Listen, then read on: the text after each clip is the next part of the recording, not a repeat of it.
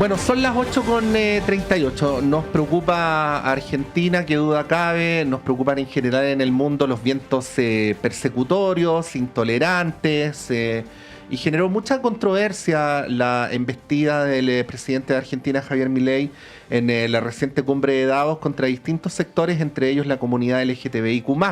Esto dio lugar a una manifestación multitudinaria en Argentina, también a varias controversias públicas, dentro de las cuales ha formado un rol bien destacado, y por eso le hemos consultado y le queremos agradecer por esta entrevista a esta hora de la mañana al diputado argentino del Partido Socialista y activista por los derechos de las personas LGTBIQ+ de Argentina, Esteban Paulón. Diputado, muy buenos días, gracias por recibir esta comunicación. ¿Qué tal? ¿Cómo están? Muy buenos días. Muy buenos días. Bueno, yo quería partir preguntándole si ve en el horizonte algún atisbo de que esto pueda cambiar, ya sea por una pausa en el gobierno en estos ataques o porque las movilizaciones sociales vayan generando un cerco. ¿Cómo ve este momento de Milei, que parece ir a la ofensiva, no? Nosotros tuvimos hace 2 semanas este discurso de Davos muy violento, muy agresivo, con una generalización muy injusta del presidente que planteó palabras más, palabras menos, que todas las personas homosexuales somos pedófilas, en una acusación en un foro internacional que tuvo un efecto enorme aquí en Argentina. Un poco uno piensa o intenta interpretar que esas palabras tienen que ver con la pretensión del presidente Milei de colarse en ese club de la extrema derecha internacional de Trump, Meloni, Orbán, Elon Musk, que es un club de la extrema derecha con el cual Milei comparte valores sociales, pero no comparte programa económico, porque básicamente todos ellos son nacionalistas, proteccionistas, lo estamos viendo ahora con Trump y los aranceles, y Javier Milei es globalista y es una persona libre mercadista, o sea, él defiende el libre mercado. Entonces, hay como una exageración del argumento social para poder compensar el desacople en el argumento económico, ¿no? Y él va al foro de Davos, que es un foro económico, a hablar de una agenda social en Argentina, a cuestionar lo que plantea esto de la cultura woke, que es algo que ni siquiera es natural para nosotros en Latinoamérica. Sería una agenda antiprogre, ¿no? Y a partir de ese discurso realmente reaccionamos rápidamente. Yo el mismo jueves presenté una denuncia penal que está tramitándose hoy en la justicia contra el presidente, porque queremos que se investigue si ha cometido algunos delitos como abuso de autoridad, incumplimientos de deberes de funcionario público, pero también incitación al odio y a la violencia colectiva.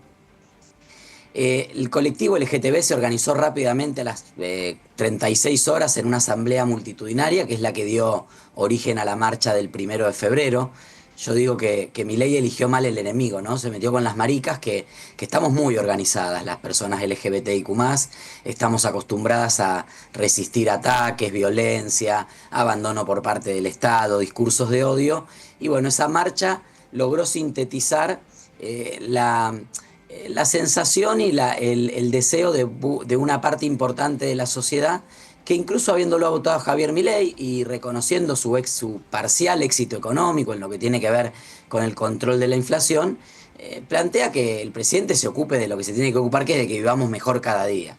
Que la verdad que esto de la batalla cultural en un país que estos debates los ha superado, no tienen mucho lugar. Por eso la marcha es tan multitudinaria. El gobierno obviamente hace lo que hacen todos los gobiernos: minimiza la marcha, la cuestiona, la invalida, dice es de la oposición, me quieren destituir, no había tanta gente, había gente desnuda caminando al lado de niños. Nada de eso pasó, nada de eso pasó. Y la verdad es que el gobierno en un inicio acelera, el presidente ratifica sus dichos. Hay toda una serie de funcionarios y personajes públicos hoy que defienden al presidente, que salen también a defender esto, y se escala hasta el miércoles pasado, cuando el gobierno anuncia una medida insólita, que no tiene efecto práctico, pero que sí genera mucha angustia, que es la supuesta prohibición de los tratamientos médicos para los niños, niñas y adolescentes trans, que están consagrados en la Ley de Identidad de Género, pero los invalida a partir de una serie de mentiras, planteando que a los niños trans a los 5 años se les amputan los órganos, que se les entregan hormonas y medicación desde muy temprano, que hay muchos que se arrepienten y los padres los obligan. Bueno, la verdad que un discurso temerario, que generó mucha angustia en un colectivo que es muy pequeño. Ustedes seguramente en Chile también hace poco tienen la ley de identidad de género y hay una visibilidad importante de las infancias trans. Sabrán que no son cientos de miles de familias. En Argentina hay 2.000, 3.000 familias que hoy están acompañando a sus hijos e hijas trans. En un país de 50 millones de habitantes, todo el poder del Estado contra 3.000 familias parece un poco mucho, ¿no? Y la verdad es que la reacción social, mi reacción en el Parlamento entiendo también contribuyó porque hablé desde el corazón, desde lo personal, a mí me atraviesa porque soy parte de ese colectivo, porque trabajo con esas familias, porque sé lo que sufren y creo que fue un discurso que planteó un antes y un después en cuanto a cómo el gobierno venía acelerando. La reacción social fue muy a favor del colectivo. Te diría que hasta sectores que históricamente o que habitualmente han tenido muchas dudas, e incluso hoy apoyan a Javier Milei y se están representados en los medios y en el debate público, plantearon un apoyo, sus dudas a este ataque del gobierno. Finalmente el gobierno desescaló el tema, ¿no? Hace 48, 72 horas que no se habla más de esto, no va a reconocer el gobierno que se equivocó. Esto tampoco tiene ni un efecto de que el gobierno va a sacar 2 votos menos, 5 votos menos. La gente va a evaluar otras cosas a la hora de votar. Nosotros tenemos elecciones de medio término parlamentarias el próximo mes de octubre, pero la verdad es que fue para el gobierno complejo, porque creo que primero mostró claramente que no es un gobierno liberal, sino que es un gobierno reaccionario, alineado con lo más granjado de la extrema derecha global, ¿no? Con valores que no representan el sentir mayoritario de la sociedad argentina. Segundo, terminó perdiendo, intentó buscarle la vuelta para tratar de no perder el debate público y no pudo, ¿no? Y a nosotros nos toca seguir haciendo pedagogía, seguir hablando, seguir explicando, seguir visibilizando, pero entiendo que por lo menos por un tiempo el gobierno no va a insistir más con esta batalla cultural que yo digo inició ya perdida por el gobierno, porque ninguna sociedad va para atrás, las sociedades miran para adelante, pueden tener dudas, pueden pedir correcciones, pueden pedir explicaciones en ciertos temas, pero la verdad es que ninguna sociedad quiere volver a un estado donde se segregaba a una parte de la población simplemente por su orientación sexual o su identidad de género. Esteban Paulón, diputado socialista, activista por los derechos LGBTI de Argentina. Esta batalla cultural también se libra en el seno de la izquierda o del mundo progresista, en el sentido de levantar una suerte de autocrítica al identitarismo, ¿no? Se plantea en los sectores que plantean esta hipótesis que el haber focalizado la oferta política en sectores minoritarios o causas minoritarias como la de la comunidad LGBTI y otras, ambiental en algunos casos, incluso la amplían al género, que no tiene nada de minoritario. Claro, la minoría de las mujeres. Claro, claro. pero con estas La minoría causas... de la mitad de la sociedad. Exacto. Claro, más de la mitad, sí. La minoría bulliciosa.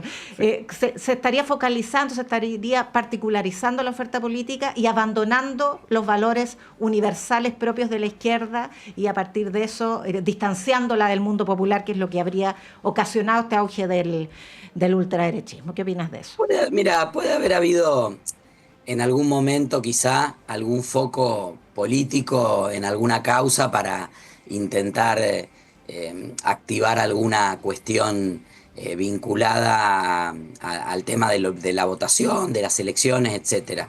Pero yo no comparto eso. Yo soy militante del Partido Socialista desde los 15 años y a los 21 salí del closet y me sumé al movimiento LGBT.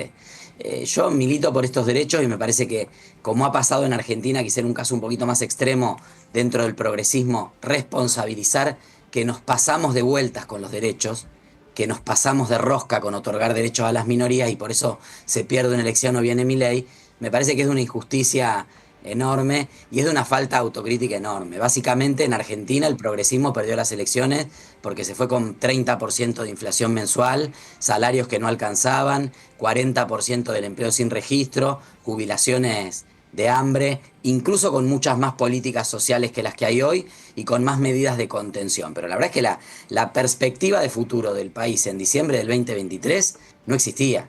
O sea, era un país que hacía 10 años que estaba estancado, girando sobre su mismo eje. Entonces, es más fácil echarle la culpa a una minoría que decir, bueno, a ver, ¿qué hicimos mal nosotros? Si la economía hubiera andado bien, acá en 2010 cuando se aprobó la ley de matrimonio igualitario, o en 2012 cuando se aprobó la ley de identidad de género, que la economía andaba bien, la gente festejaba en la calle estas leyes. O sea, la gente llamaba a las radios. A mí me pasó en una radio de un conductor muy famoso que me llamó un día y me dice, te voy a hacer escuchar a la gente que llama por teléfono. Y pasan los mensajes de la gente.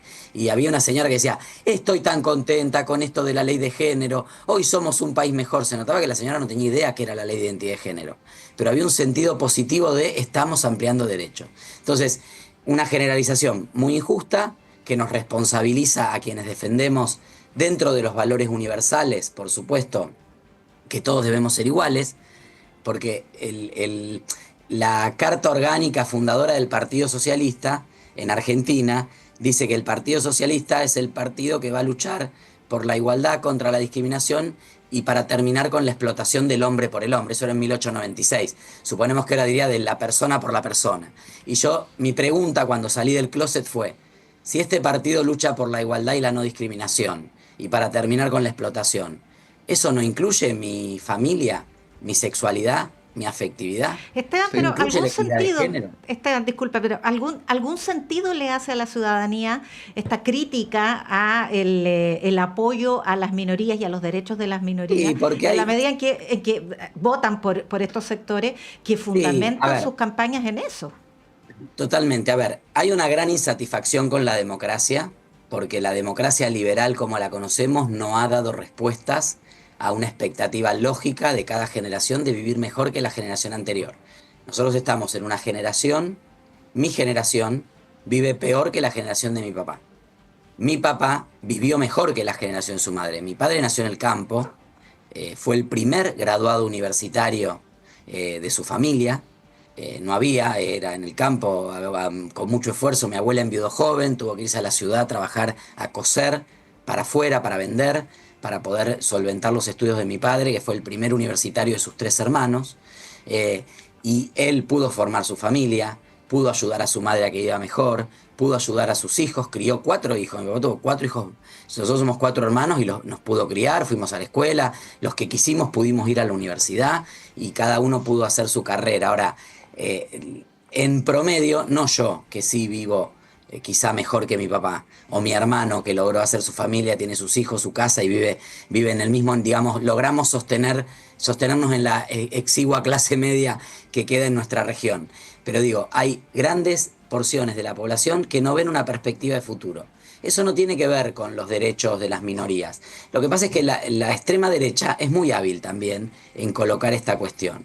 Ahora, sí hay que decir y esto yo lo planteo dentro del colectivo y del movimiento porque soy socialista, pero soy parte del movimiento y fui presidente de la Federación LGBTQ+ aquí en Argentina durante 5 años, sí hay que decir que desde los movimientos sociales y desde las causas particulares, que está muy bien que la sociedad se organice para defender las causas, tenemos que tratar de nunca dejar de vista el modelo de sociedad al que queremos ir, porque acá no hay salvaciones individuales. Argentina no es que por el matrimonio igualitario eres una isla y el resto y ahora todos vivimos, si yo vivo bien el resto no.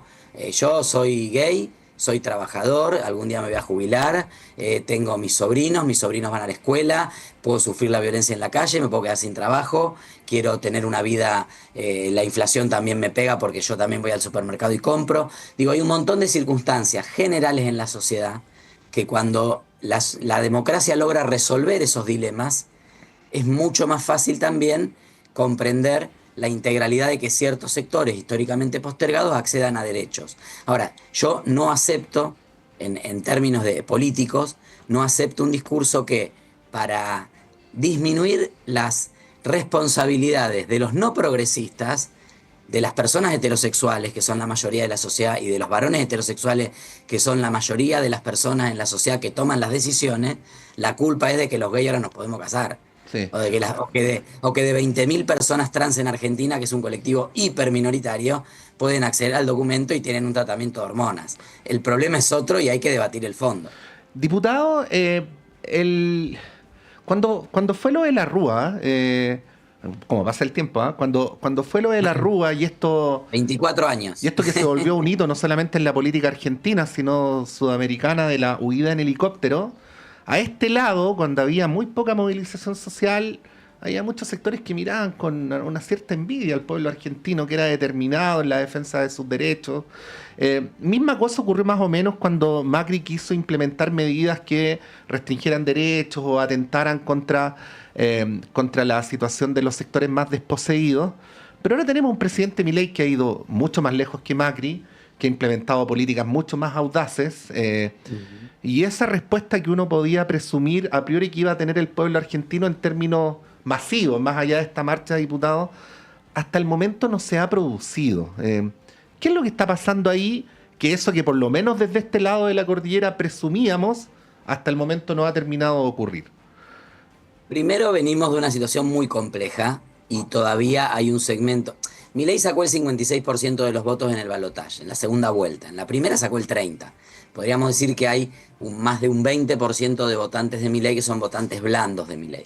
Esos votantes blandos de Milei que vienen de otros partidos, del radicalismo, del PRO, de expresiones provinciales que no querían que continúe el peronismo y por eso votaron a Milei, quizá con la expectativa también de un estallido controlado, ¿no? Porque la campaña de Milei fue bomba al Banco Central, motosierra, todo, digamos, hay como una idea también por nuestra propia historia de que después de un crack, Argentina resurge. El 2001 fue un crack y Argentina unos años mejoró. En el 89 hubo un crack, que fue la hiperinflación de Alfonsín, después vino la convertibilidad y durante un tiempo la situación económica mejoró. Entonces hay como una memoria colectiva de que previo a la recuperación hay que pegarse la cabeza contra la pared. Entonces la gente encontró en Milei la pared. Dice, bueno, este que es medio loco, que anda con la motosierra, que tiene medidas muy disruptivas, muy radicales, vamos con ese.